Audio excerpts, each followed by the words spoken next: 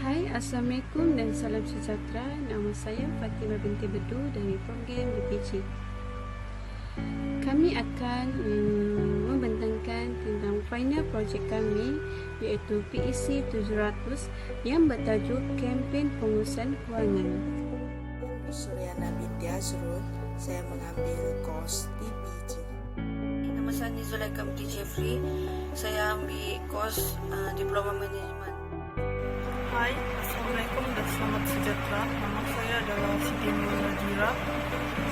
Saya daripada kos PG akan membentangkan tentang cara-cara pengurusan keuangan. Objektif pengurusan keuangan.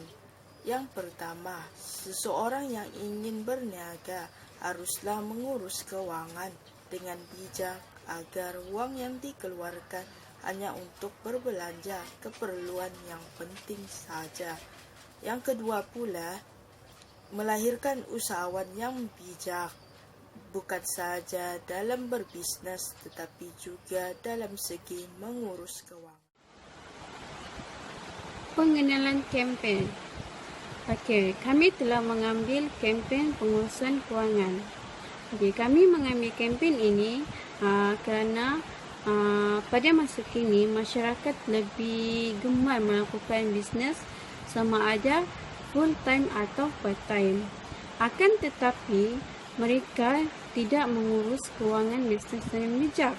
Contohnya duit modal dan untung mereka tidak asingkan.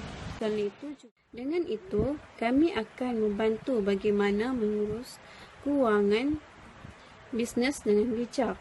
Selain itu juga, ia sangat penting kepada masyarakat yang mula melakukan bisnes untuk menjana income sendiri. Oleh itu, seorang individu yang melakukan bisnes sangat penting untuk mengurus kewangan dengan bijak.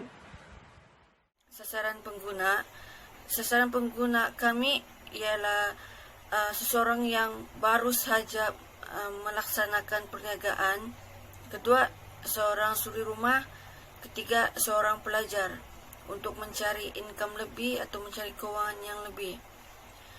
Suri rumah juga maupun pelajar boleh mencari kewangan yang lebih melalui media sosial, melalui ejen atau mereka mengikut mana-mana sahaja pihak yang sama-sama mencari rezeki maupun mencari kewangan yang lebih untuk diri mereka sendiri. Seorang perniagaan juga boleh mencari income melalui produk yang mereka jual maupun produk yang mula-mula dorang melakukan bisnes. Itu saja. Okey, cara pengurusan keuangan yang pertama adalah mengasingkan gaji bulanan untuk simpanan dalam bank dan juga untuk membeli barangan keperluan yang kita perlukan. Contohnya, jika kita mengalami masalah keuangan, kita boleh gunakan duit simpanan kita dalam bank itu untuk menyelesaikan masalah keuangan tersebut. Dan untuk wang yang kita gunakan itu separuh lagi kita guna untuk beli barangan seperti barangan keperluan, makanan, minuman dan lain-lain lagi. Cara pengurusan keuangan yang kedua adalah kita perlu gunakan duit kita untuk keperluan kita dahulu berbanding kehendak kita sendiri, seperti bil-bil yang mungkin banyak kita perlu bayar. Jadi kita perlu menyelesaikan bil-bil tersebut dahulu sebelum membeli barangan kehendak kita. Cara pengurusan kewangan yang ketiga adalah kita perlu membuat pelan usulan tersendiri untuk melindungi diri kita sendiri dan juga keluarga, kerana kita tidak akan tahu sekiranya apa yang masalah atau apa yang akan berlaku pada kita pada masa yang akan datang. Dan kita juga perlu membuat belanjawan bulanan untuk barangan keperluan dan kehendak diri kita, supaya kita tahu berapa banyak ringgit yang kita telah gunakan dalam satu hari itu. Perbaikan pengurusan keuangan. Yang pertama, kelangsungan ekonomi yang kukuh.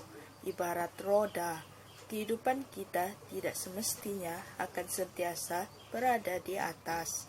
Dengan adanya pengurusan keuangan untuk masa hadapan, sudah tentu kehidupan seseorang akan lebih terjamin dan teratur. Yang kedua pula, penyediaan untuk situasi malang tidak berbahu, sama maksud sediakan payung sebelum hujan. Pepatah ini mengingatkan seseorang agar sentiasa bersedia dalam menghadapi apa-apa sahaja kecelakaan di masa hadapan. Akhir sekali, urusan perlaburan lebih terjamin. Setiap perniagaan mempunyai pelaburan. Dengan ini, perniagaan mempunyai pengurusan pelaburan yang baik. Ini dapat membantu perniagaan dalam proses menguruskan perjalanan perbelanjaan perniagaan itu. Kekurangan atau keburukan dalam mengurus kewangan. Okay, first, lemah mengurus aliran tunai. Maksudnya, ramai peniaga yang suka duit tapi tidak mempunyai masa untuk mengurus kewangan dan tiada catatan untuk keluar masuk. Bila berlaku keadaan sedemikian, ada potensi wang tanpa kawalan untuk tujuan peribadi. Maksudnya duit yang mereka tidak kawal keluar masuk, mereka akan guna untuk membeli barang peribadi mereka. Selain itu, tidak mempunyai modal.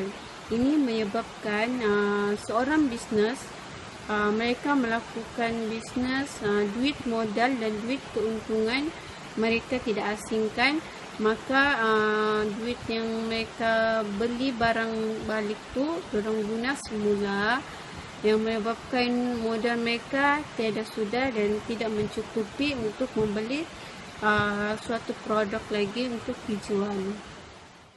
Perancangan keuangan yang bijak ialah bila kita melakukan bisnes, perkara paling penting yang kita mesti tahu ialah cara urus keuangan dalam sesuatu produk bisnes ni.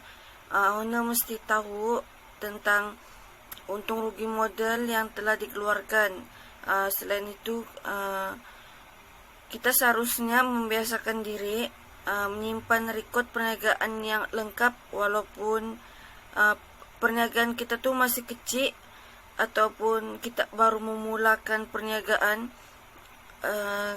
Kita mesti menyimpan rekod perniagaan secara konsisten, kerana supaya dapat mengkaji untung rugi perniagaan kita balik, memudahkan kita mengembangkan lagi perniagaan kita di masa hadapan.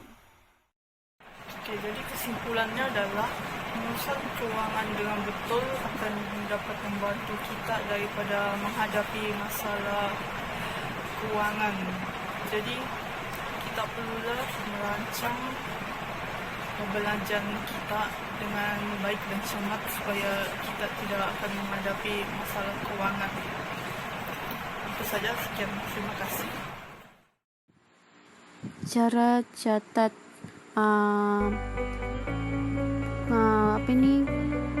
barang yang sudah laku, untuk mengenal pasti keuntungan kita berapa, untuk kira berapa modal yang keluar.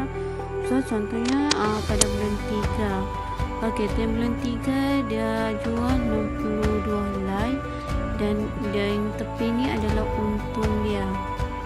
Kedua, dia jual 20 helai, semuanya adalah 100 ringgit dan untung dia adalah 40 ringgit. Jadi bila kita buat begini, mempunyai catatan, maka duit yang duit keuntungan kita ataupun modal kita akan keluar. So ini adalah contoh cara catat keuntungan supaya setiap bulan kita ada berapa untung kita dapat dan berapa modal kita keluar. Okay.